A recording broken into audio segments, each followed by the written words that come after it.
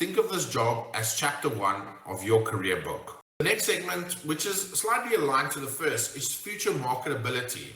Consider how this role itself will affect your long-term career.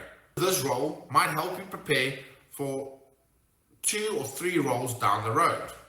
If you ultimately want to become a senior leader or a CISO or a CTO, you want to consider these things. For instance, should you consider a job that focuses more on strategic leadership, people management, and technical management, as opposed to one that is more individual contributor and siloed?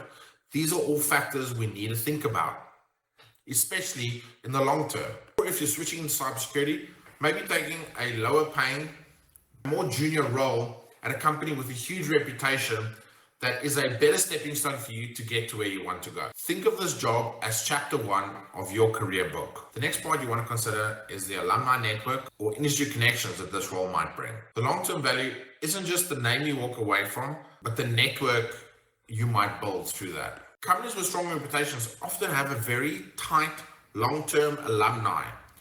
And when one of the people potentially succeed out of that and may become a startup founder, they are typically going to pull people from their past that they worked with that did excellent work in their past. So those long-term connections are super valuable within an alumni network. You're also looking at this as it being on your resume and you applying for a job and someone comes up and they go, so did I. And that can come up in an interview. And because they understood what it was like to work there, what level it was at, it can help you get through the interview and get you to where you are now, this offer or future offers from other companies. The last thing we'll consider is tenure and, let's call it the resume story. By thinking about the long term, if you're working with a company that has huge opportunity for growth, you might promote once, twice, or even 3 times with that company in the space of 5 years.